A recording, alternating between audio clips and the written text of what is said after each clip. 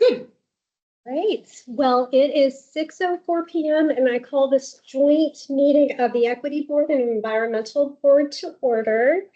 We start with roll call. Yeah. So members of the Equity Board, I'll say your name. If you're here, say here. Ray Manahan. Here. Shay Fleming. Varnika Doka. Here. Preeti Modipan. Here. Karthik Kashinath. Leslie Millender Irwin. Here. Lorna Gilmore. Kelly Munn. Here. Shani Kapoor. Here. Kunal Srivastava. Here. Amazing. So we do have some regular members who are absent this evening. All alternate members, except for Kunal, if we were to vote on anything, which we are not going to, would be acting as regular voting members this evening. Right. And for the environmental board, I'll just introduce myself real quick because I don't know members. I think I've only been to the equity board once or twice. I'm Stacy Van McKinstry. I'm the sustainability manager and then also the liaison.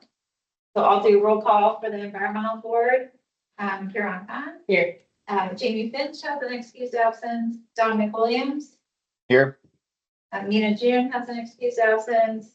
Rajka Gandhi, I think she had an excused absence. Tom Anderson. Here. Alex Lee Tigner. Here. Dixie Bear. Nancy Davidson.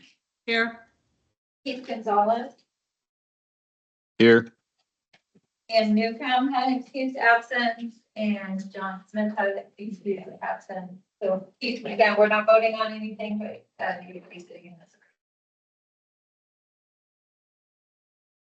Great. Okay, thank you. I'm gonna do we And want I was gonna say, just to note for the record, Karthik is now here.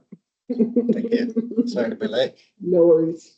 Great. And I hear we have one emailed public comment, Dale. We have one emailed public comment. It is not about our one agenda item tonight, but is enriching for everyone that's present to hear about. There's an upcoming event, one of the series of literary nights events is coming up here on May 5th. It's a joint event between Literary Nights and the King County Library. It will take place at the train depot, so 78th First Avenue Northeast, from 6:30 to 9:30. The title of this May event is A Mic of Our Own, Feminist Readings in Salon. And it is an intimate evening of stories and poetry that are featuring a number of local, regional, and national poets. So there will be some spoken word done, and then the mic will open up to the community for the second half of the event. Refreshments will be served, and there will also be a harpist there to dazzle everyone with some beautiful music. So Syra reached out and just wanted to invite everyone, and I'm sure that extends to the environmental board as well. So if you're able to make it May 5th, that's a Monday night, 6:30 to 9:30 p.m. And that concludes the public comment I received ahead of tonight's meeting. Great. Okay, so then moving into the meat of the meeting agenda for today, we're going to start out with the opening question. And the opening question is something that the Equity Board has started up, I think, in the last 2 or 3 years, and it serves two purposes. One is in order to have, like deep conversations and perhaps debate, lively, healthy, open conflict and debate. We felt like it's important for folks to know each other and be in relationship with each other.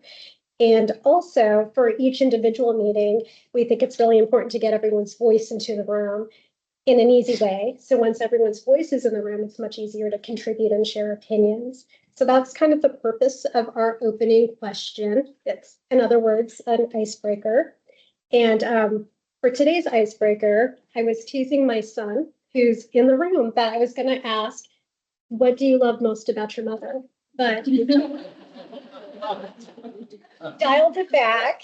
And so the question for today is, what is something you've learned from a mentor, parent, guardian, or elder that has stuck with you for life? And I thought we could go around the room, someone could start, and then just call on the next person until we've covered everyone in the room.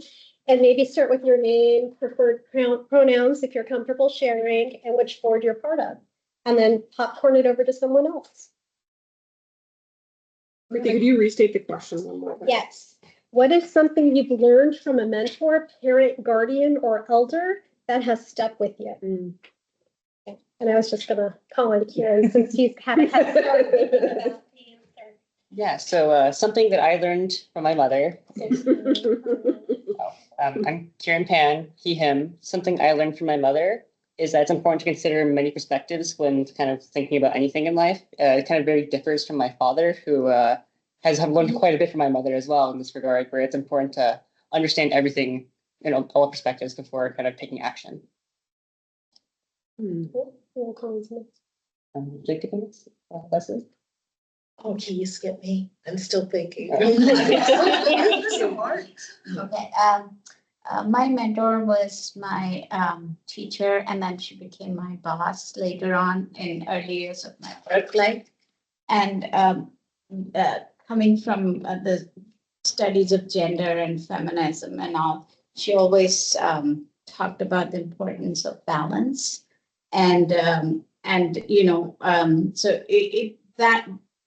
managing the extremism or the passion that comes from being going forward with one issue, but learning to balance it out in your own career and family choices. Those were the things that sort of stuck back with me. It's a very delicate situation there. Yeah. I don't know if that makes sense. I'm Veronica, she, her pronouns. I guess one thing my mom always tells me is to always work hard when I'm young and while I can, and to be grateful for all the opportunities that I'm given, and to also always have empathy for others and, be able to share what I can whenever I can, and like donate to food and clothing banks like at least once a year, and just appreciate what I have in life. Me next, we'll go around. Okay. There are probably a lot of them, but one that just came to mind that feels very topical for me in my life at that point, is from a former manager who used to tell me the best laid plans are meant to be deviated from. So kind of emphasizing both the importance of having a plan and then being willing to be flexible and give up that plan when the situation calls for it. So be prepared, but be prepared to do something different if you need to. My name is Alex Dolph. I'm the presenter tonight. As she, her pronouns. My neighbor who was passed away last year was 95 when he passed away. And he always said be positive, and he was a very positive person, despite having had a very tough life and a very physical life. He had a lot of aches and pains at 95, and he had a lot of stories about things that had not always gone so well, but he was so positive and always attributed his positivity or his longevity to his positivity, and it definitely seemed like it. So yeah, be positive even when you have lots of reasons not to be. Kelly Mann. I'm on the equity committee, she, her pronouns. There's several, but one that I just recently said to somebody else was a friend of my mom's. She was at our house, and I was kind of whining about having to go to a pretty large work event where I didn't know very many people, and I was really not kind of dreading it because who am I going to talk to? What am I going to say? We're supposed to be like a cocktail party kind of thing. And she said to me that you look for the person who's standing by themselves and you go up and talk to them, because they'll be so happy that you talk to them. And you'll be so happy because now you've got someone to talk to. And then somebody else will join you because there's people talking. And that has worked my entire life now, because that was a long time ago. And I literally gave it to a young adult just recently because they were kind of whining about something they had to go to, and they didn't know anything. And it has worked. And from an equity perspective, it's very inclusive, right?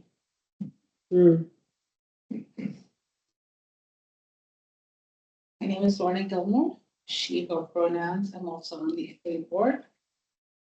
While my mom taught me many lessons, she's a very determined person. I really had to learn a lesson from my dad on how to let things roll off my back and to calm down and not take things as intensely, and also to forgive and forget. Mm. Because I think that is important on how to just, later on in life, I heard the phrase like water running off a duck's back or something like that. And it's not quite the same, but it's just don't delve too deep into this annoyance, anger, frustration at somebody else. It's not worth it for your life and your health. Just let it go and do what you can, be positive and just move on. So that's something that, Elsa said it best, is let it go. But kind of on that. Right, like before Elsa, my dad kind of said it in a different. Good evening, everyone. Ray Manahan. John Kelly, you stole mine, but I'm going to put a different spin on it. And I was teaching my daughter this, who's headed off to college in the fall. It's when be wary of the quiet ones, because they're the ones that are thinking the most, and you need to pull them into the conversation in a really thoughtful way. So although they're sitting there and absorbing all this, they might not feel it to talk, but they're thinking a lot of things. You want to just take a moment and say, hey, such and such, or whoever, what do you think? So I think you do an excellent job, say, because not all of us are necessarily speaking, but we're thinking a lot. So I try to teach her that, something that many peers, teachers, over the years. A lot of wisdom in this room. My name is Natalie Sykes. I am a presenter here tonight. She, her pronouns. I was listening a lot of wisdom and several things, but I remembered my grandmother, who's since passed by more than a decade now, and sitting at her kitchen table, prepping food like walnuts and stuff like that. And she was a child of the Depression. But her kitchen always had little bits of string on a ball all pulled together. And it just was a gratefulness for what you have and to really get all the use out of an item that you can, that I carry forward. Karthik. Thank you. I'm Karthik, on the equity board as well. This is teachings from elders at the East Bay Meditation Center, which is a group that I used to be part of back in the Bay Area. Trying to recollect exactly how it goes, but it's roughly along the lines of we take ownership for the impact of our words and actions as against sort of defending ourselves behind the intent. Because there's a lot of justifications that can be wrapped behind what's the intent of why we're saying something or doing something. But it really matters how it lands for someone. And so that's always sat with me. Thank you. And I'm Preeti, she, her pronouns. And one thing I was thinking about was something that I learned from my parents. And it's something to the effect of it's more important to focus on being kind than trying to be the smartest person in the room. And so just trying to make sure that ego doesn't get in the way of like getting the work done, moving things forward. Leslie. Thank you, and thank you for letting me go last. These questions are so I know we'll kind of last issue.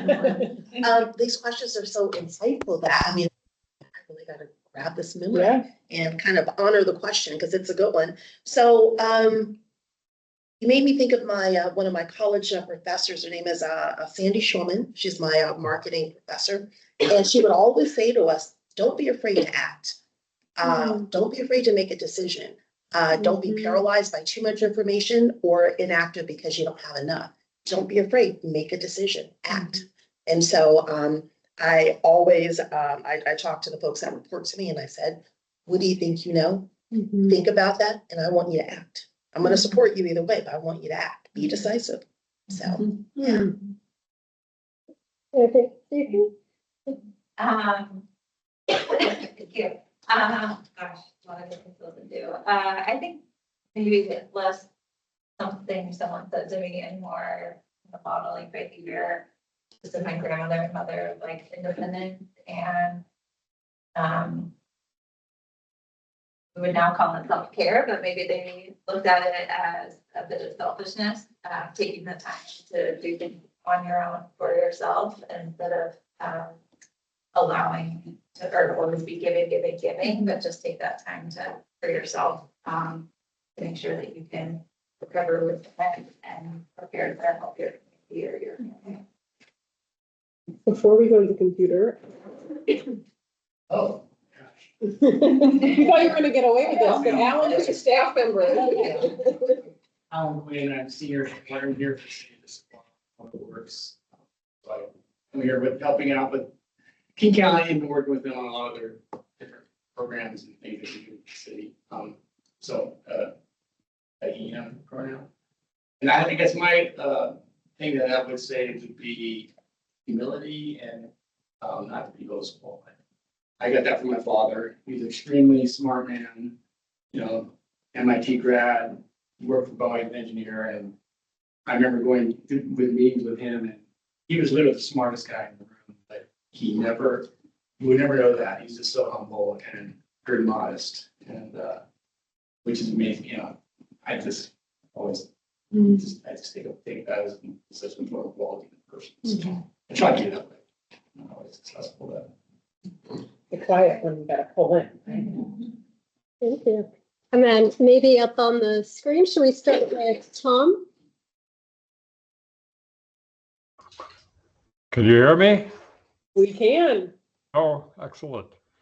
Well, let's see. One thing I've learned from author Douglas Adams that I use every day: don't panic.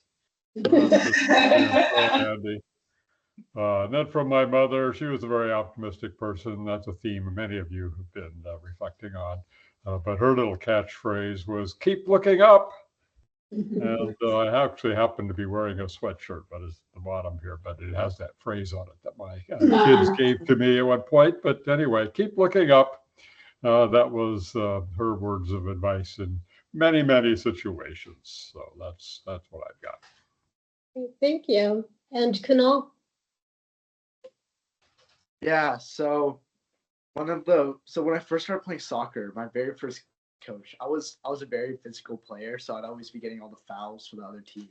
And I still remember the first thing that my coach ever told me was like, don't sacrifice the team for your own actions. So like, don't go like slide tackle this player and give them a free goal. And I kind of like carried that throughout my entire life. Like, don't like sacrifice other people for doing, like, if working in a team, like making sure that the team doesn't get brought down because of you being distracted or not concentrating.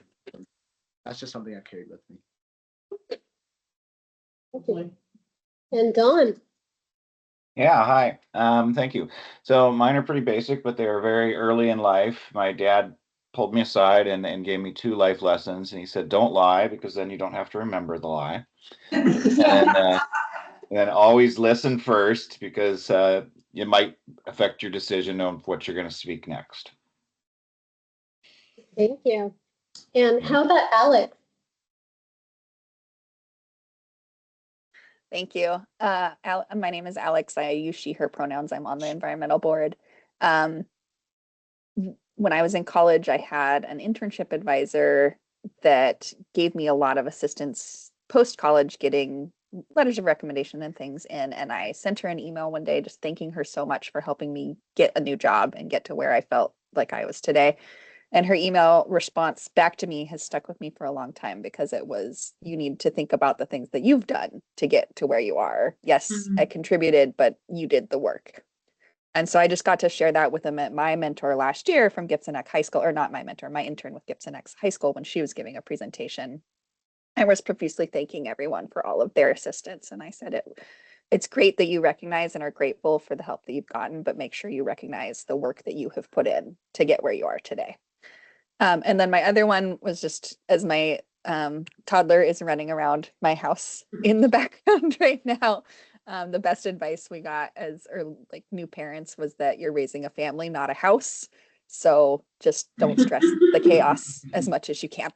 So those are my 2. Nice. How about Keith? Yeah, hi. Keith Gonzalez, Environmental Board, he, they pronouns. I guess thinking of my mom, when I was a kid, she's always been very gregarious and outgoing and talks to everybody she meets and makes a really good impression. I think I was a little embarrassed of that as a kid, out in public and her chatting people up. And I think, now she's got a really great community of folks and friends that I think are a result of that. So it's something that I'm, especially the last several years, really struck by. It pays to just be nice to people and say hi and strike up a conversation. Great. And then Nancy.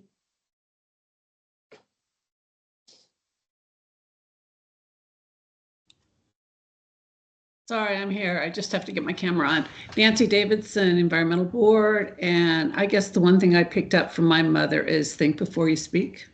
And a lot of people think that you can just I do better listening often than speaking. So that really has stuck with me and kind of grounded who I am. So there you go. Thank you. Thank you. Has everyone gone? Yeah. All right. That's awesome. Let's see. So now the next item on our agenda is floodplain management with Natalie and Alexandra. So let's see that. Yeah, I'm going to share my screen and share the presentation.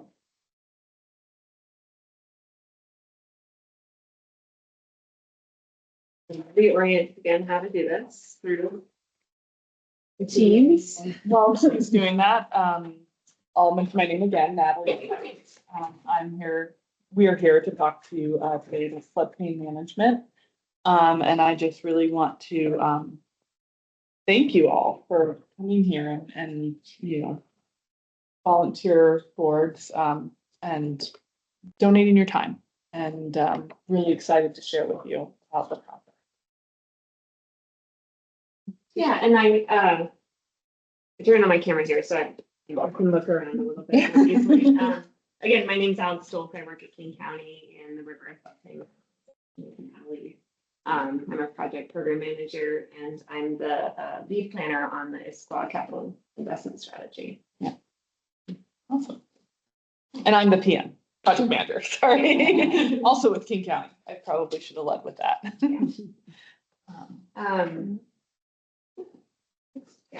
Okay. So we're here today to talk to you about the Issaquah capital investment strategy. We're going to introduce floodplain management for those of you who might not be familiar with it, and it's a little bit of a vague term anyway. So it's always good to ground ourselves in what that actually is. We'll talk about the Issaquah State capital investment strategy, what that is, the timeline and process for the project, and then what we're asking your help for in engaging community.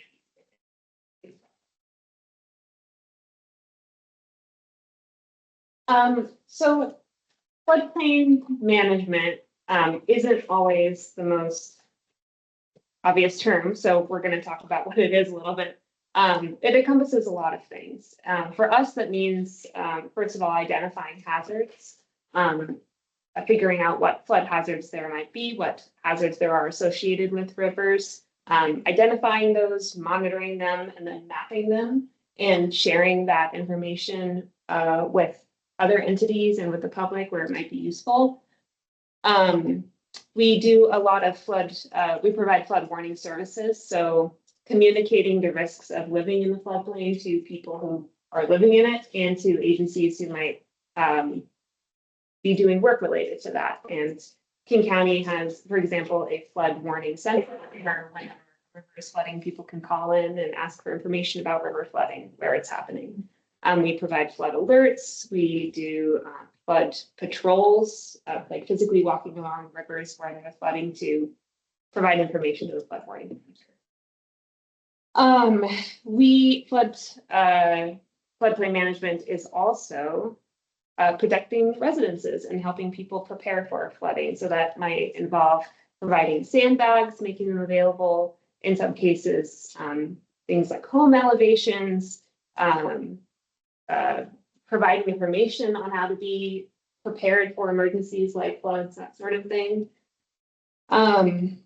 It also means protecting public infrastructure, and that's through capital projects. We do a lot of building and maintenance on levees and revetments along rivers, which is a lot of rivers. Most rivers in King County are built up.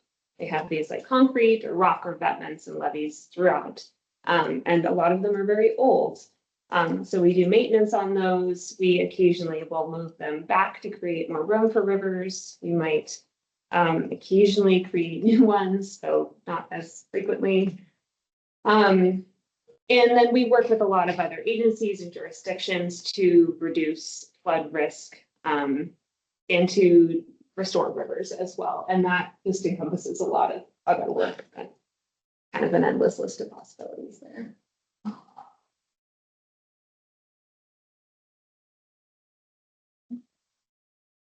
All right. So what is a capital investment strategy? And it's kind of a nebulous term, in its very simplest form. It's a list of actions that help us decide what and when to put projects forward in a capital investment or facilities plan. So this is kind of that step in between policy and what you might see investments in the ground being. And we'll be working with the city to identify how we can align and put the right projects forward at the right time. And that's really why we develop strategies, why we seek to do it collaboratively with the city so that we're really in close alignment. Next slide. So the goals and objectives of this capital investment strategy is to reduce flood risks in Issaquah Creek Basin through an integrated floodplain management approach and consideration of multiple benefits. And that's a mouthful. It's a long sentence, and there's a couple of components to it with integrated floodplain management and multi-benefit. These are kind of common terms in our industry, but what it means is that we're always looking to reduce flood risk. That's first.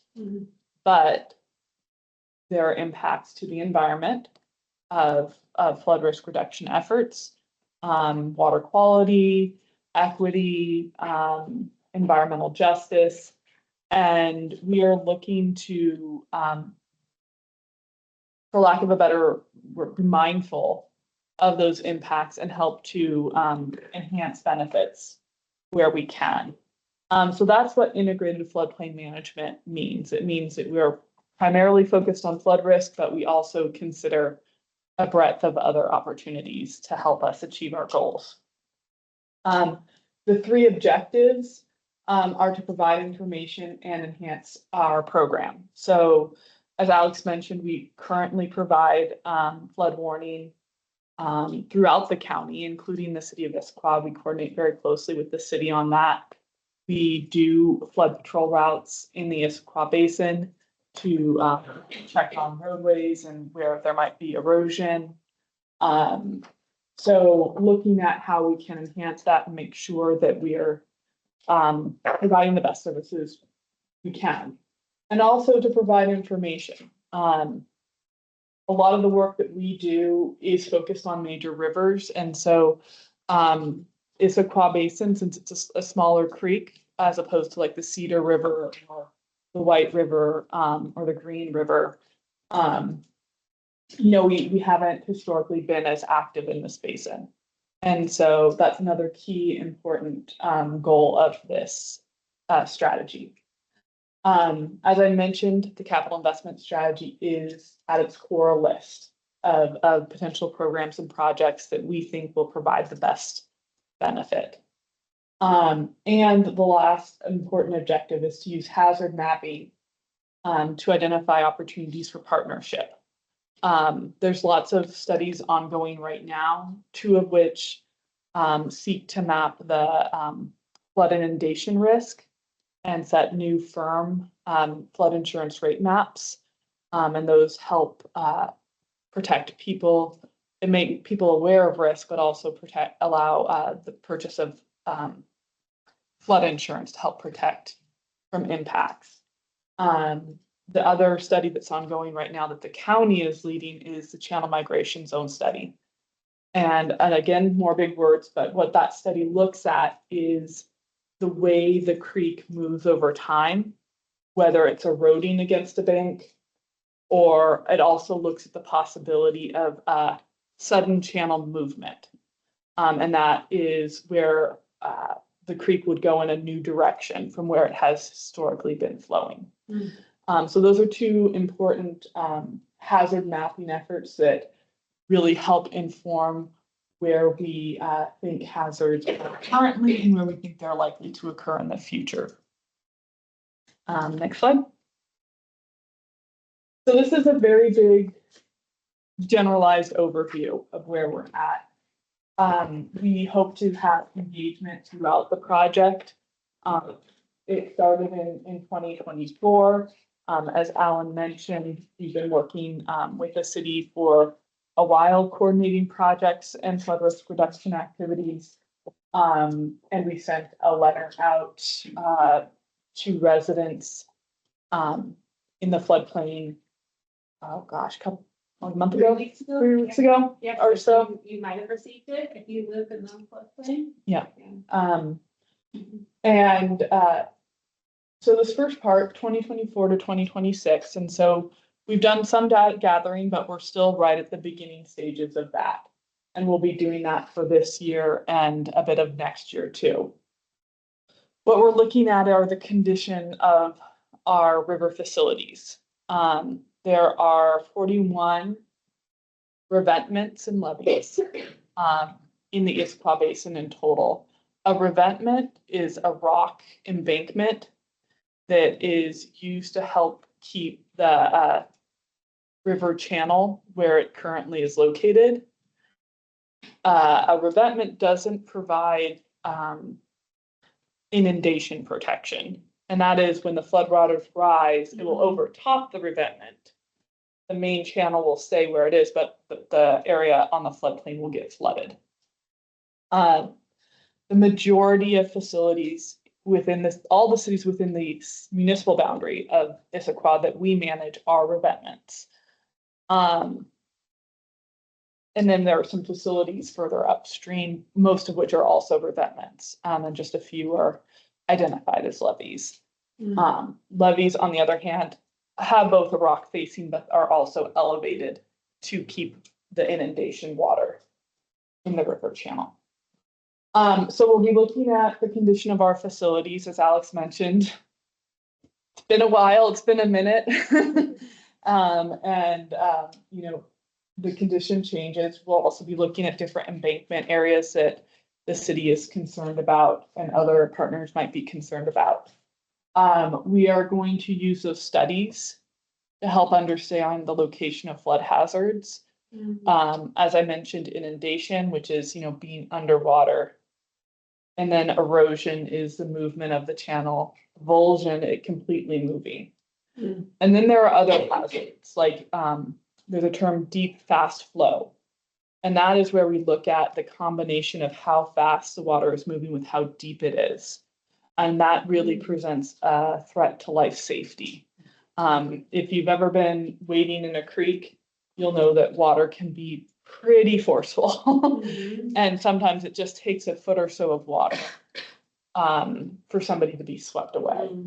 And so we'll be looking at a variety of those hazards and also landslides that are in contact with the stream. There's also sediment is a huge part of the story of Issaquah Creek and how it moves through this basin. So we'll be looking at the location of flood hazards. The next part of the data gathering is looking at communities, looking at where infrastructure is located, where people live, where they meet and have locations that are important. And so that involves a lot of looking at critical infrastructure. There are inventories for things like roadways, but also talking with the community and finding out what's most important and where people are located. the overlay of the hazards with where communities are located, where those overlay, that's risk. And so we have this component, then we have the community component. Putting these two together is how we look at where risk is. And that's really what we're looking to manage overall and reduce. And then we also take a look at what our current capabilities and resources are. You know, we are currently doing a certain set of activities. Are they functioning the way we want them to? Can we enhance our services in some ways? So that's all part of the data gathering. After the data gathering phase, starting this year, late this year, and moving into 2027, will be the planning and strategy development. And that's where we get into the values of the community and the priorities of the community, especially when it comes into those in other benefits that I mentioned related to integrated floodplain management and what we're seeking to achieve from our projects. We'll be looking at reduction investments and strategies in conjunction with the city and looking at where we can have the greatest risk reduction benefit for the cost and other benefits. So that's a really high level overview of the timeline and process. Next slide. And as I mentioned, we're not doing this in a vacuum. There have been a number of studies, especially since 2020, when there was a large flood event here in the Issaquah Basin. So the King County Flood Hazard Management Plan was recently completed, and that sets policy for unincorporated King County. The Issaquah Creek Channel Migration Zone Study is currently underway. You may have met one of my coworkers, Judy Radloff. She's been walking the entire creek, looking at the geology, looking at past channel, the way the river has moved over time, as well as, you know, where it has been and maybe where over time as Issaquah and unincorporated King County has been developed, where it's been straightened. And so we're expecting the results of that study this year. We're also expecting the study to be complete of the flood study this year. It being adopted by FEMA and becoming firm rate maps, which is the flood insurance rate maps, is a multi-year process. But we certainly will have the technical results of the study this year. And that's really what we're going to be using as a large part of our technical foundation. The city of Issaquah has done a tremendous amount of flood risk reduction work. And currently is working on studies in the Sycamore and Dogwood neighborhoods. And also is currently underway your all hazard mitigation plan. As I mentioned, the King County Flood Hazard Management Plan is the policy basis for unincorporated King County. The all hazard mitigation plan and the local policies would set the background for the city of Issaquah. So that's sort of how some of these other efforts might feed into the work we're doing. Thanks, Alan. So for the part of our work that is engaging with communities in and around the city of Issaquah, we particularly want to learn about community values, broadly speaking, and the needs of people who are impacted by flooding, whether it's because they live in flood-prone areas or they use infrastructure or other community assets in those areas, or maybe they work in them or travel through them. We want to know what local knowledge there might be of flooding. We do floodplain modeling, we do flood mapping, but it's never perfect, as models also never perfect. And people who live near the river or near the creek will probably have local knowledge of flooding hotspots that we can't see on our maps. So we want to know that sort of thing. We also want to learn about, being a bit repetitive here, but what locations and what assets are most important to people and might be impacted by flooding. And we're talking about, things that I can't conceive of necessarily because I don't live here and I'm not part of the community, but everything from food banks to cultural sites to, parks that are particularly frequented by people and people rely on because they want to take their kids out. Senior centers, community centers, other community spaces, gathering places. What are the important assets to communities in Issaquah and where are they? And are they potentially already impacted by flooding, or if they're close to the river, is there a concern that they and we also want to learn as we're reaching out to people how, this is a little bit at the front end of that, how best we communicate with communities here. And that all of those questions are kind of why we're talking to you all today. We are hoping that you will help us or help us and help the city of Issaquah think about who we should reach out to as we're trying to answer some of these questions. So who are the key community champions who might be good people or good organizations or good liaisons to talk to as we're trying to discover some of this information.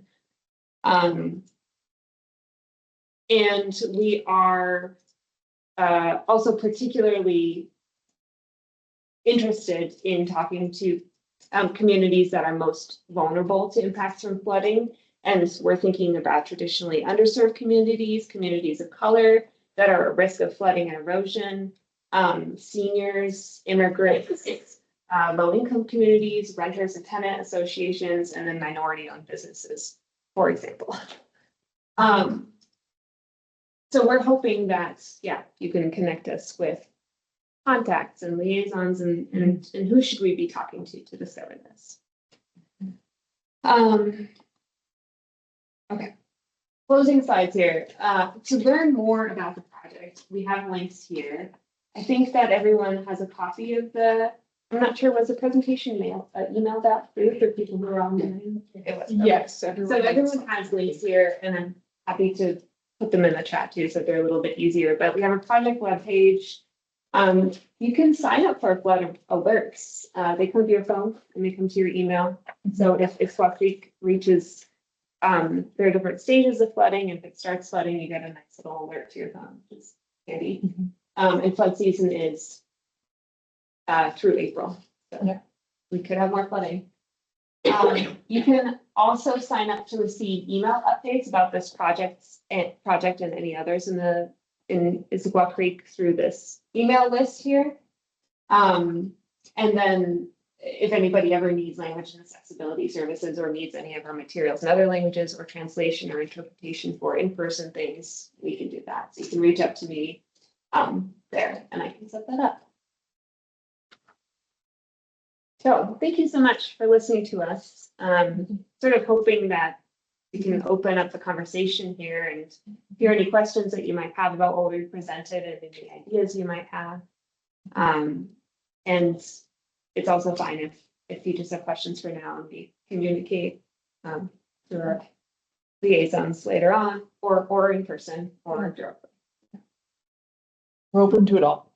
Yeah. Do you already have a list that you're working on? Because I feel like Issaquah has a lot of environmental groups. And so it'd be interesting to know who all we give input of other organizations.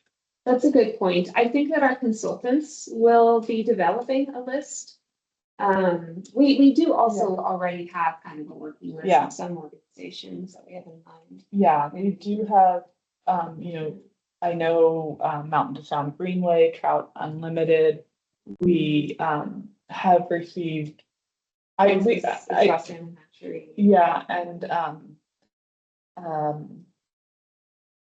oh gosh, Issaquah Alps. Yes.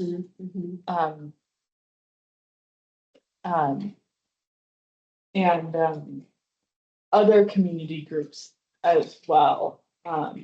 We could share that list. Yeah, So that we're. I think that we yeah, should share that list. Yeah. That'd be a good. I'm rather faster. I'm just trying to make sure that we're not being redundant. Yeah. If you already have a robust list, so that then we can kind of help brainstorm people that we're missing. Okay, yeah, that's great, yeah. So a question for you, like, so as you're doing this engagement and you're building the list for strategy, are you, like with what goes on the list or what you recommend moves forward? What are you factoring in, I'm thinking about like maybe historical racist practices. So similar to like redlining and things like that, because, you know, I have a sense that, you know, where certain infrastructure has been developed, that might have been privileging certain groups and ignoring other groups, and which has like long-term implications on property values when you talk about, you know, residential properties. So just kind of thinking about what, if there's any historical patterns around that in the area that might need undoing. Yeah, so we will be looking and coordinating with the city to help identify areas like that. There's certainly information around HUD and low income housing. There certainly, we can look to the comp plan the city has recently developed to understand where low income populations and populations that are vulnerable might be in the future.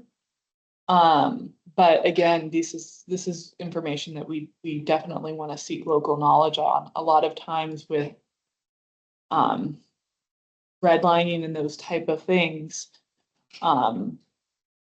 I know it's readily available in some areas. I honestly don't know if it's readily available as well. I'm not sure either.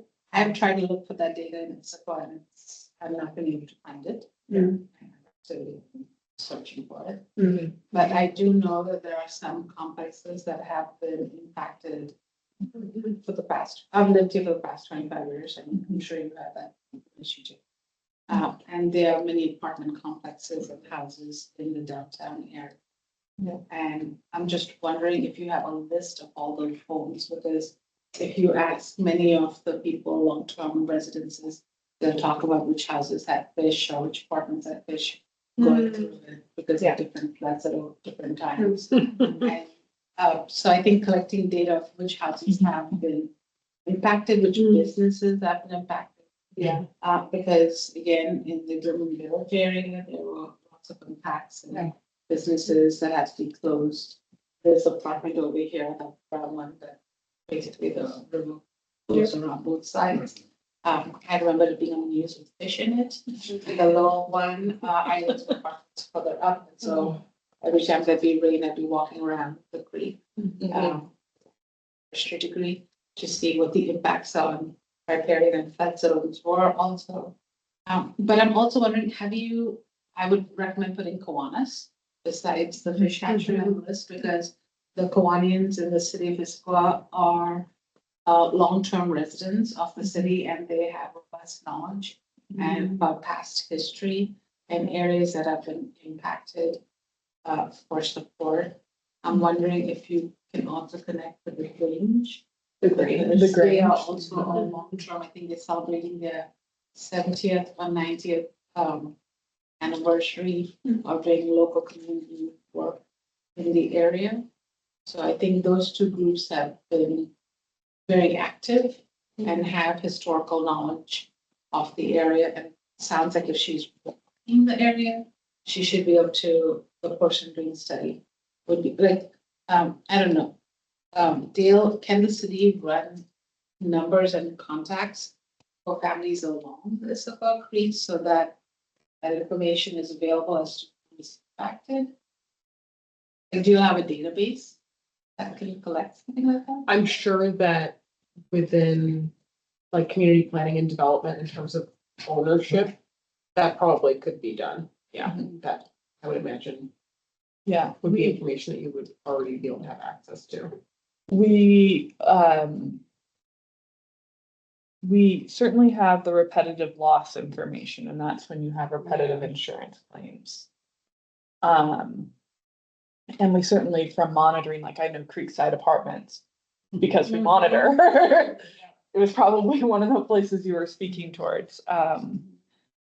But yeah, any information that might exist about that and I mean, like with the letter we mailed a couple of weeks ago, it was to all.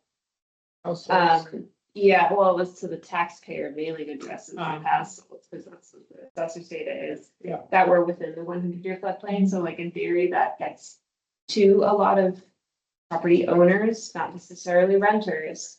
Yeah, Right. that's the challenge, is I'm not sure we Exactly, even have. because a lot of those houses right in the downtown area that are impacted are renters living in these little tiny houses from the main owner. And so honestly, it feels like door to door, QR code, translated information. And it feels like this one, because it's such a tight knit community, needs a little bit more personal interaction to collect the data and survey. So like a mail sent to owners when it might have been, like so many of these houses have sold. But they now have renters and original owners have moved out. I see Kunal has his hand raised up there. Yeah, so I'm familiar with an organization. I believe it's called Mountains to Sound Greenway. I'm not sure if you guys know about that, but I know that they do a lot of work with they have a high school program that works with water, and I think maybe like 50 to 60. This is just from what I've heard around. 50 to 60 kids work with them to work in King County and like with water and just like maintaining the environment. I'm not sure, but you guys can look more into that. But if you're trying to look for like youth who have like connections with other youth who can kind of create like who could spread that information and who also are involved in this kind of work, I think that's a good organization to reach out to. Maybe they can help you more with that. Cool. Sounds the sound greenway.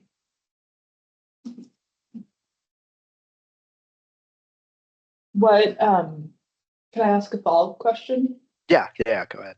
So what products do you think would be most useful? Like, would a social media blast, or would,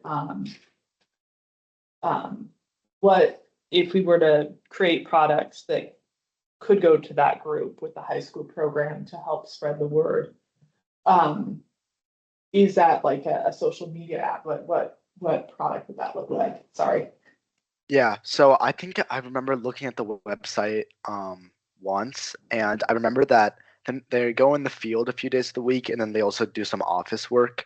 So maybe as part of the office work, you could kind of work with the organization, and the youth can kind of develop like maybe like something so it benefits the kids too. Like they can make up their own plan on how to educate people about this and kind of like take lead on it on their own.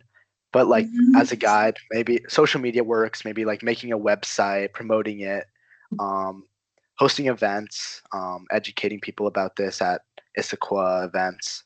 I think those are all good ideas that could work. Thank you. Yeah. Even I think you need volunteer hours, right? So high school youth. So if you're talking about door to door or something like that, then that could be a good option to bring them together and maybe send in groups or something to cover a certain area.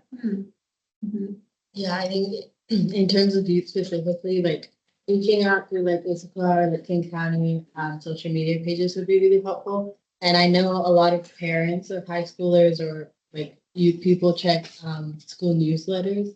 So looking through like those platforms and asking people like, have you had experience with floods or like communities or businesses would really get a lot of input for you. That could be like working through the Issaquah School District. Yeah. I would reach a lot of families. I just have a question of curiosity. So I heard you mention the last time where the flood event was 2020. Is that somewhere in your comments? There was the following year, 2020 was a federally declared disaster. The following year, you also had high flood. And it was COVID occurring at that time. Yep. So all these dates that I see here are post that. Was that prompted by that event?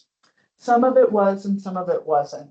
I believe either the channel migration zone study, or I think the channel migration zone study might have been before, and then the flood study might have been prompted by it. This CIS that I'm doing was certainly prompted by 2020. It was absolutely. Yeah, I was just curious. And then, so going back to that event, maybe this is a question for us and Dale. Like if people were out on the streets putting sandbags because they didn't want water to flow in their homes, what was the city doing? Or these folks that needed assistance. Yeah, it's a question for housing team here in Issaquah. Well, yeah, we have once, the county, like they said, they have the flood warning center, and they, as they're monitoring all the flows in Issaquah Creek at different gauging stations, and they send out notices, warnings when it gets to certain elevations, flood stages, the stage 1, 2, 3, and 4, or phases, I should say. And so city operations also monitors that flood warning information, or the webpage. They're tracking the gauges and making sure and seeing where that's why that gauge is gonna eventually, where it's headed towards the future, right? Yeah. And so, what they do is I'm not the flood manager, I'm not a hazard, manager for the city, but I know if it looks like it's to the stage 4, which is the highest stage, where you start, I figured the different cubic feet per second, but when you start to see flooding, I think it's stage 2, they activate, the city's operations center gets activated, and they, and then they think at some point they do put out, I know in the past they had, they put on the website where sandbag locations where they're gonna stage sandbags, and the public can come and basically fill up a sandbag. The city doesn't actively go out and place the sandbags on private properties, but we provide the resources, the sand and the bags to do that. And similar to the bomb cyclone, the city also provides temporary housing for them, or not temporary, a place to go for refuge. Yeah, I'm sorry, I don't have that details of that. This one I found. Yeah. A while ago.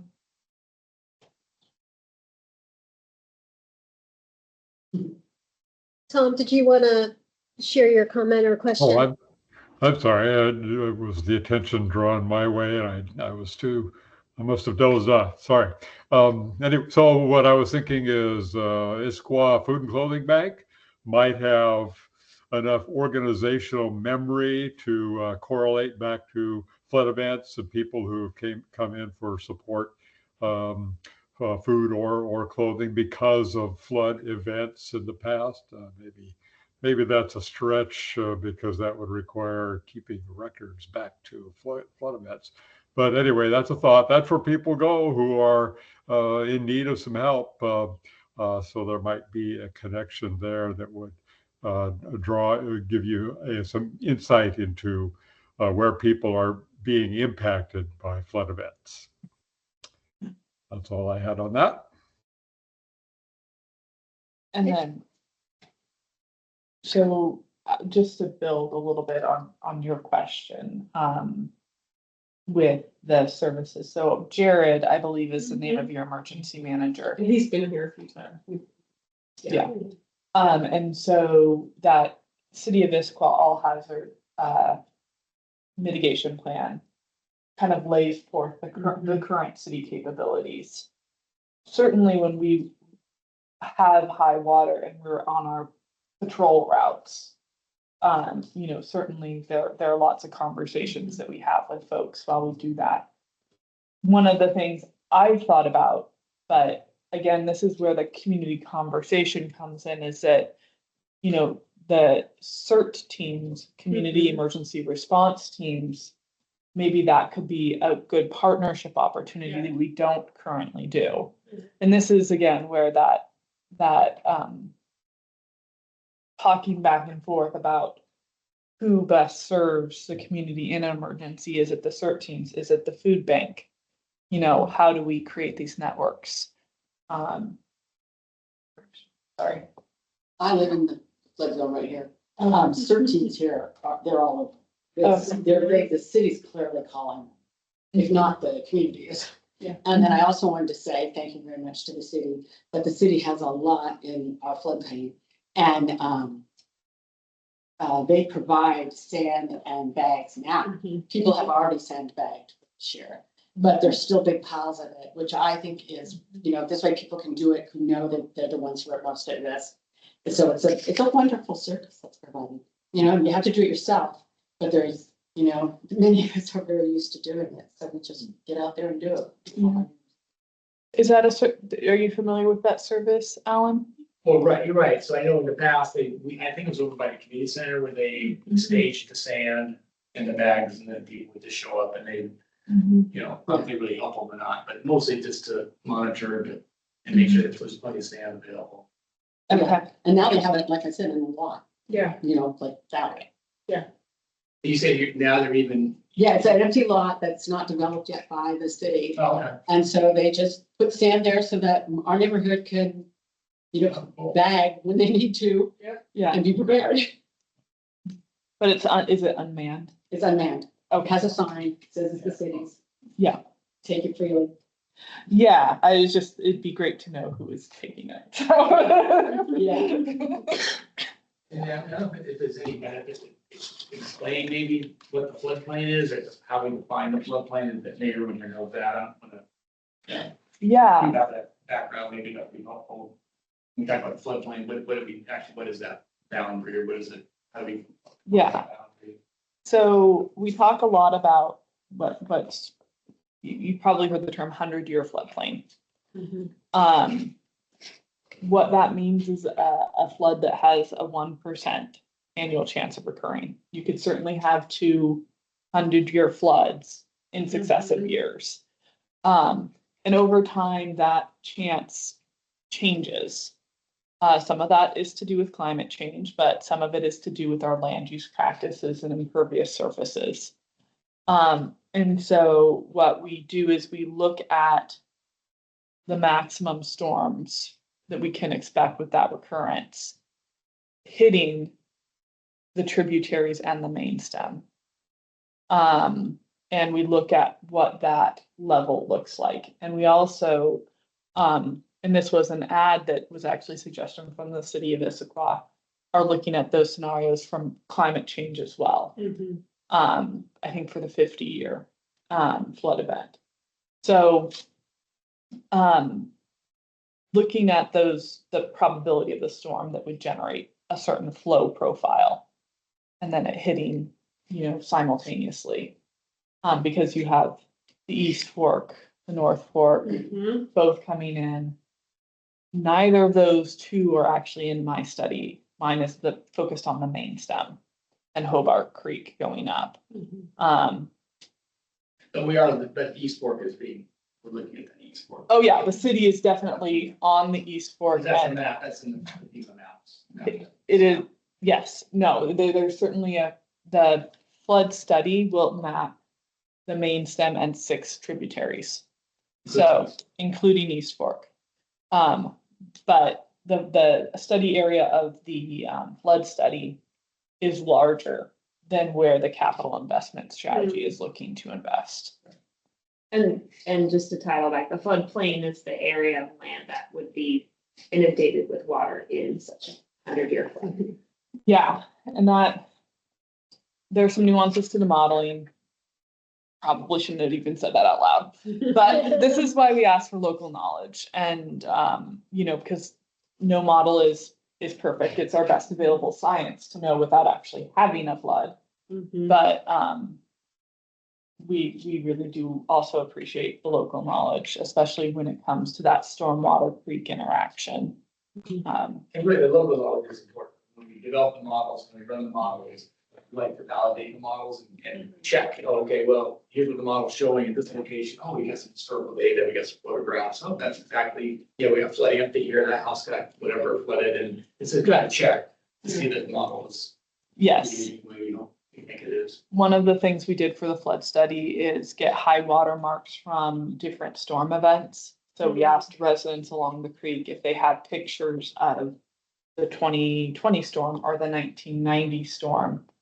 Some of these major storm events. And if you have a picture where the flow was, like the 2020 with the hatchery, we can say, okay, we know the flow in Issaquah Creek was this at that time.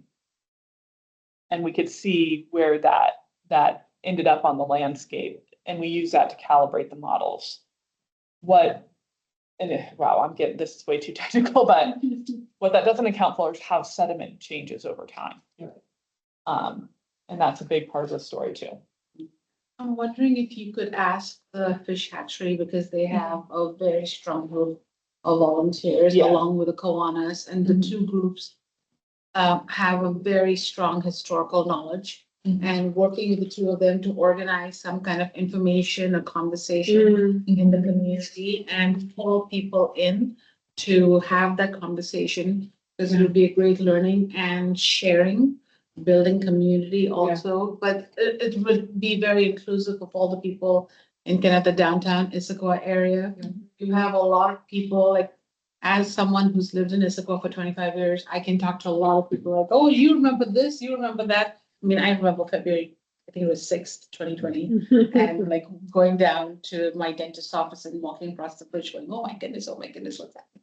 I mean, I knew it was happening, but it's that, wow, Issaquah again. And so there are a lot of people who can tell you a lot of those stories, but I'm wondering if you could build community and pulling them out to then help identify, they could maybe share other residents or community members.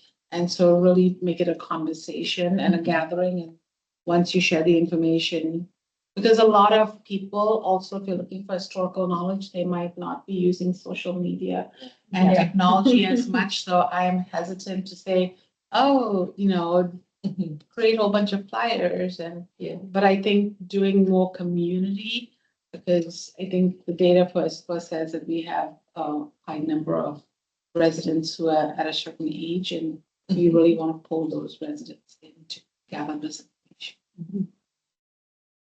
Has been super. Yeah, this hand is up from before.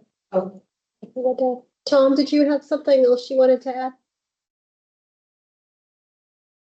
I'm sorry, no, I forgot to bring my hand down. Sorry about that. No worries. I thought of another organization, the Issaquah Historical Society. Very active. Yeah.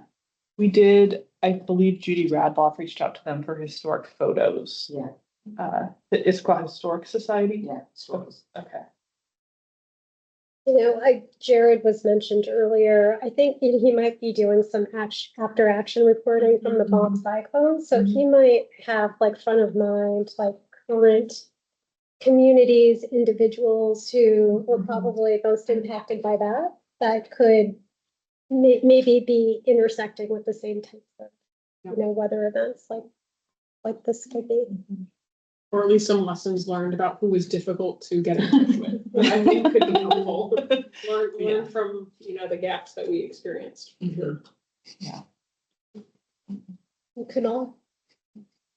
Yeah, so at Skyline, last year I was part of the Green Team Club at our school. And as part of that, we made like a lot of videos that were like played for the school, like about recycling during lunch or using reusable water bottles at the stations. And I'm 94% sure that Issaquah High School also has a Green Team Club. And maybe you could like ask them, see if they do something similar. And then maybe as a project for them, they could make a video just like discussing flooding regarding and then bringing in the bomb cyclone, how people could be effective, what they could do, and then helping awareness to kids at Issaquah. And then there's, oh, sorry, what was that? Green team, like a color green? Yeah, okay. Green. And there's probably also some other clubs that talk about water. I think there's like a clean water club at Skyline.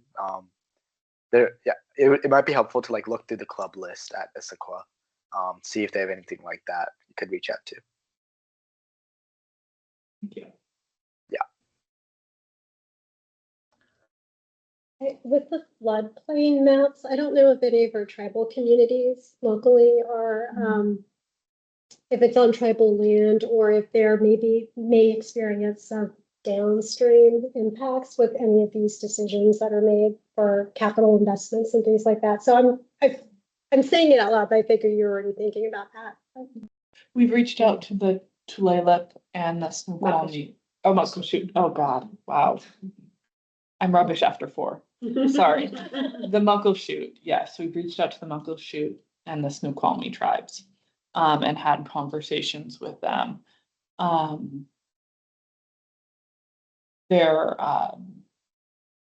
Yes, their main reservations aren't in the city of Issaquah, but they may have ownership. And cultural resources along the river. Yeah.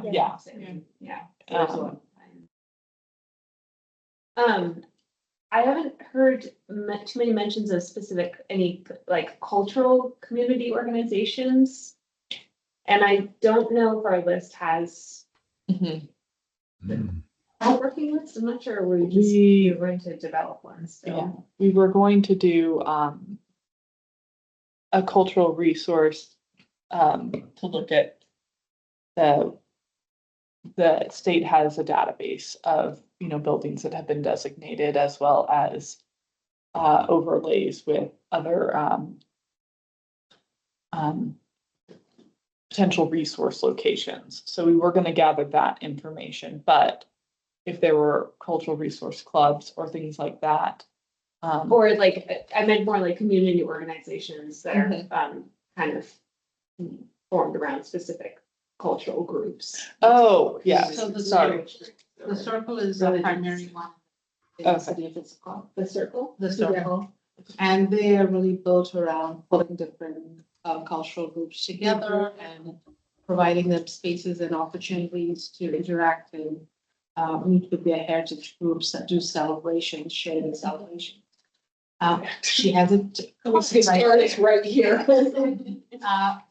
And if you're trying to connect with some families that are linguistically diverse and who may also be visiting her organization, that might be an opportunity. You might be able to connect with maybe some families who are renting property, who may be of different low incomes to reach them. And there's a lot of trust built with the circle. A lot of our families. So that, I don't know, she could tell maybe of some impacts on some houses, maybe of renters who were impacted. So that's great. Thank you. Yeah. So I have a question relating to that because I was at first confused with your question because I know that Gilman Village to me is a historical thing. And is that a group or organization? Because when there's flooding, it's right there. Yeah. So is that also a group that you're going to be looking at to see the impact and then the entire complex by the post office? That's where I come to see the last one. So are you looking at those company? Are you asking as maybe about those groups too, or you have those kind of hits and you're planning and going and talking to those? Yeah. So we're at a very sort of interesting time in our project development in that we've started making an outreach plan, but we haven't yet come up with our full engagement strategy. And so that's why we thought this was a great opportune time to be gathering these strategies and contacts. So right now, the plan is in flux, and that's why. Then I would recommend talking to someone at the Gilman Village and see if they have a little group of the different businesses in Gilman Village, because historically they have been always impacted. And then there are a couple of Key Bank and a couple other restaurant locations, businesses right next to it. Have always, I mean, there was so much water just a couple months ago in Maura and and Key Bank just a couple months ago for that. So. In terms of other community organizations, I feel like the city has a list, right? As part of the communications toolkit. Yep, I was gonna say our communications team has an engagement toolkit that lists a number of key organizations to engage with. I couldn't tell you because I'm not as familiar with the floodplain, which then fall within the floodplain, but I would imagine pretty easily be able to tell. Okay, yeah, great. Okay. We will add those to our list when we send you our list. Yeah. So that Yeah. you know what we know We'll already. capture, right, capture from this meeting. But I mean, yeah, it seems like, not everything is online, essentially. Their data isn't perfect and there's just community groups that are informal or, things that you're not gonna find online and that need to, knowledge has to be generated through conversations, sort of thing, so. Yeah. You might just want to throw in Rotary Club too. I mean, I'm biased. Because I'm- Oops. I think I saw Alan and you. There's the Department of Health, Washington State Department of Health disparity map. Yes. Yeah. Which I think we ranked pretty high, like number 8, I believe. For which factor? Yeah, the overall disparity index. Okay. So I have a question. You said, you develop models, right? And then there's this whole question of the river changing as well for various reasons. So how frequently do we do these assessments? Because those models can change. Yeah. And it seems this is a lot of work to develop those models, right? And mapping of both the technical part of the river and the socio-economic part of people has to be there. So how frequently are we kind of be able to do these kind of assessments? This is the first one for the capital investment strategy for Issaquah Creek. This is also the first channel migration zone study for Issaquah Creek that's being done now. I believe 1990 was the prior flood study. Yeah, so it's been a while since we did it now. Yeah, and what triggers that, I'm not entirely sure. When we decide that, usually a jurisdiction needs to take it on. Yeah. And hey, it's time for a new study that we think there's enough changes in the system, whether it's increased precipitation patterns and all that, it impacts that too. So yeah, the county took it on this time. I'm not sure what drove that decision, but I mean, it's been a while. Yeah, well, unfortunately, the process of getting those maps done and adopted, like the ones for the White River are from the 80s, it takes a long time. So lots of communities, and I'm not sure if Issaquah is one of them, adopts in our local called best available science. And that doesn't necessarily provide the outreach and communication and insurance benefits of having an adopted firm map. But it does mean that new development does look at what is current and recent. And so, so there are good, actually, so like that's a good point that we have flood codes, in this squad has this flood hazard mitigation code. You have to mitigate impacts. So anytime there's a kind of new development, they've got to actually do a floodplain analysis and look at what the impacts are to their facility, wherever they're building in the floodplain. And that triggers remapping of a section of the creek called the conditional water map provision, and that will effectively look at what that, and then within that defined area. Then you, in the case of Issaquah Creek, you have many of these small little studies almost that were flood maps that have been done for various developments. And so it's kind of a piecemeal all along Issaquah Creek. And this study is going to finally kind of bring it all together. But bringing more hydrology, bringing current hydrology and flow event or, hydrology, usually looking at climate change and all that. And so now it's going to be a very comprehensive map. There's surveying the channels, and so it's really detailed mapping that we're going to do. Yeah. And then within the city, it's all going to have the quality to allow us to do the deep, flat, fast flow mapping, which is a higher quality than what's minimally required for a FEMA map. So really it's going to be a great foundation for us to be working from.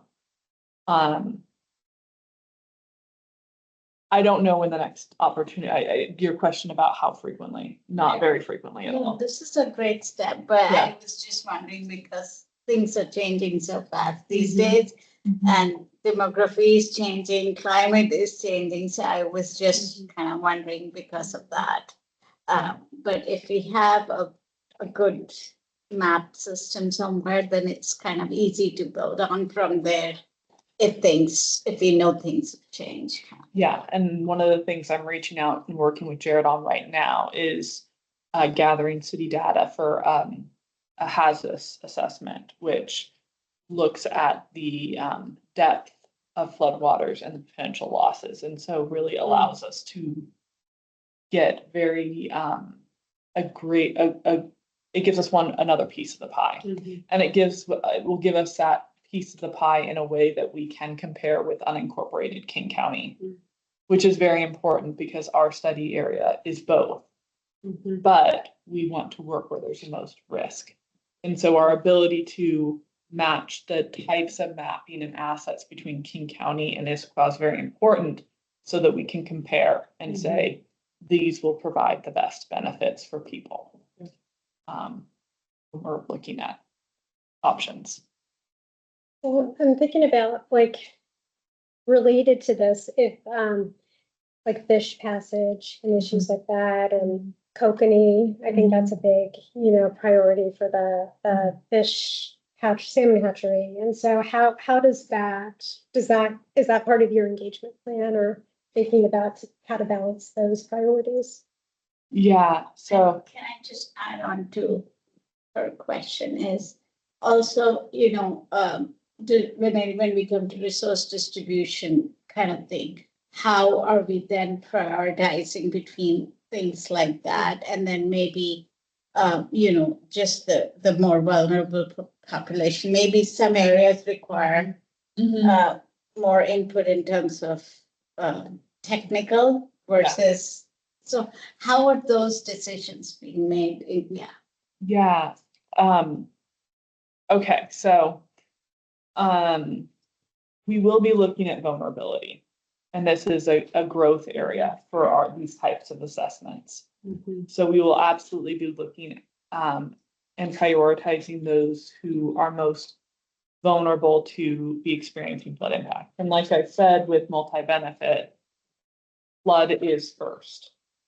So this money that King County taxpayers approved is primarily for the purpose of flood risk reduction. So we will be looking at that and looking to alleviate those impacts in the most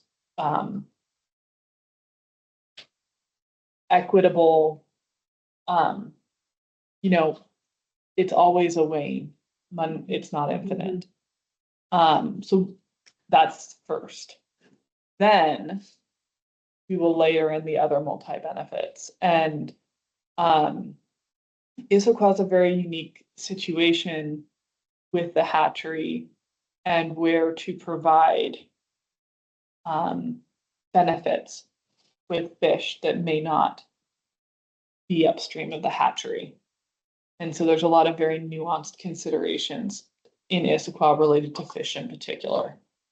And we're not looking to solve those considerations. We just recognize that putting rock in the river is not what people like. And it's not what fish like. And so we will try to be looking at where those impacts can be avoided if we do need to repair. A lot of the things, we just completed a repair from the 2020 storms along Issaquah Hobart Road that incorporates a lot of more wood into the design. So we're certainly looking to, of course, meet our permit obligations, but above that, provide really good habitat benefit. But flood is first, and addressing the most vulnerable risks, populations and the risks is our North Star. Just a quick time check. Yeah, also just a quick time check. So if you have a question or you have something to answer the questions that they presented, just want to invite you to, raise your hand and let yourself be known. Plenty of time also if you want to ask, and I'm sure these two would stick around to answer other floodplain questions, but I want to make sure they get out of tonight what they came to get as well. So just a quick time check on that. Just want to quickly mention, you mentioned something about insurance. And I think for those skeptics out there who might be coming to your listening sessions or input, I think providing very clear explanation as to what data you're collecting and what you're going to do with that data. And is this being used or will it be used, or is there some kind of, after you said something about insurance, I was like, hey, is someone trying to build some property around here? Is there some other kind of, this is my distrust coming out. Or is there some kind of high number of insurance claims that have been going out in the city of Issaquah? And is this potentially going to impact the ability for us to get insurance for some of our properties and for some of our more vulnerable houses and people, because we do have a lot of people who've owned property for a long time in Issaquah. I think making sure that they are clearly getting that message. Because at first you want to lean in with full trust, like, oh, you're doing a study, science, yay, love it. And then it's like, wait, what are you going to do with this data and how is this going to negatively impact? So, yes, a couple of things with that. We have the flood insurance and where there have been historic claims. There are multiple safeguards, and in fact, right now I'm seeking to obtain access to that data, and the people at FEMA have been let go. So I'm gonna still seek that data because it's important, but I can't even provide it to you. There are rules set in place related to especially that level of data. The other part that I might say is that King County in general is there's a thing called the community rating system. And everybody in King County receives a 40% discount on their flood rate insurance. And that is because of the mitigation actions that our group does. The Flood Warning Center gets us points. Us doing home elevations gets us points. Us knowing where the repetitive loss properties are and mitigating those, either through raising them or buying them out or moving them back. Our channel migration zone studies, all those things provide an enhanced level of protection than what is minimally required by the federal government. And because of that, everybody in King County who buys flood insurance from FEMA gets a 40% discount. And so I don't know that answers your question, but I feel like I think I'm not asking you, but I'm just saying I think it's important to share with people you're talking to, especially people who are worried about their property value and potential growth of this area and how that might negatively impact their property value, their homes, this area. So I don't think it's about me wanting to know the information, more it's be aware that this is information you should be ready to share. Clearly, or at least acknowledge that we can't predict the ramifications of every single thing. Because I mean, we're not developing zoning code or anything like that. But that's a great point. Creating the connection between maybe the information we're collecting, what impacts can happen, like that, essentially. So the county actually has the second best score in the country in terms of CRS. What do we get? CRS 8, or 74? We're at 2. There's only your jurisdiction or entity that's better is in Sacramento. There's only one CRS 1 community, and there are only 3 CRS 2 communities in the state of Washington. So it's a classification that we get audited on. We seek to maintain it to provide that benefit through doing these actions. And city can piggyback on that. On that, because we adopt the same things, policies and things that the county does. We can get credit. So we're trying to also help improve our score. And get better and better. That's something great to share. Yes. We're doing our best.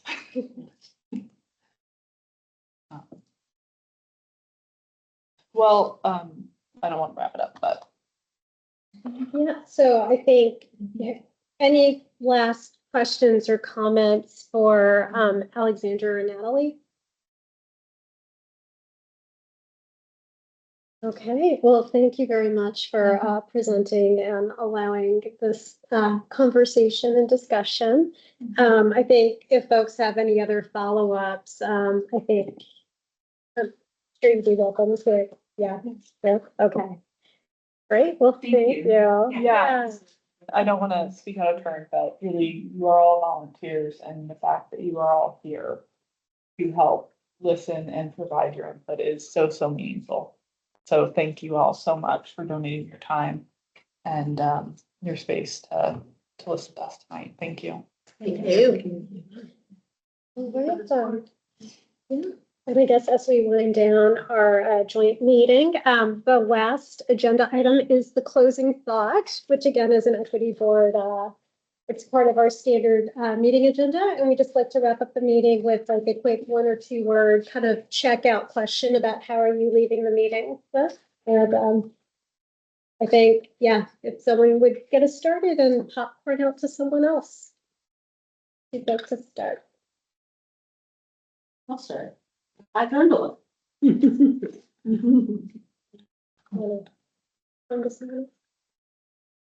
I've been so impressed at all the work you all are doing on studying this in this area. Happy also receiving some. Impressed by the score, so. Second in the country. I'm feeling just a lot of gratitude of being in community with you here tonight. So thank you. Yeah, grateful for your work and flooded with thoughts. Deeply reflective is what I was gonna say. Yeah. Excited that the city's focusing on things like these and focusing on different perspectives.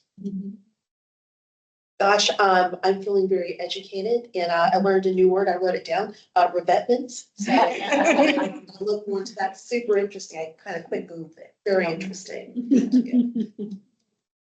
Oh, just great to meet the board member. Yeah, I agree. Natalie says it's wonderful that there's so many young people there engaged. So that's great. Feel very educated, like she said, and very impressed with all the work that's going on. Yeah, I'm also impressed and also intrigued. You know, I really want to look into this further. And I definitely know a lot of businesses, but not their names. So I'll have to look into it. It'd be great. Yeah, informed. Feel super informed. Yeah, I feel like I need to get on a board like this in my community. Nice evening activity. And So going up to the teams, Keith. Yeah, just really interested in everything. Feel like it really piqued my curiosity. I'm looking forward to engaging with some of the info from King County's floodplain management online, and yeah, doing a little more reading after this. Tom? Well, as someone who lives along Issaquah Creek and has witnessed many 100-year floods in my short life, there's hope. There's hope. Us humans may figure out a way to live on planet Earth and do better managing the resources of our creeks and streams and all concerned. So thank you for your effort, and I'm encouraged to see actions like this going on. Thank you. You can all. Yeah, I'd say like a mix of like informed and gratitude. I learned a lot today of stuff that I was never exposed to ever before. So I appreciate that. And gratitude because like thanks for the 40% discount. Stacy. Yeah, thank you. I believe this is the first joint meeting of the Environmental Board and Equity Board. So I really appreciate the two boards coming together and being able to have this conversation, and look forward to identifying future topics where we can work together. Great, thanks. Did we cover everyone with the closing? Okay. Great, and with that, I think I adjourn this joint equity and environmental board meeting. The next meeting of the equity board is on May 7th. I did not look up on the environmental board. Next week? Yeah. Okay, so there you go. Okay, well, thank you all and have a good evening. Really appreciated the conversation tonight. Awesome.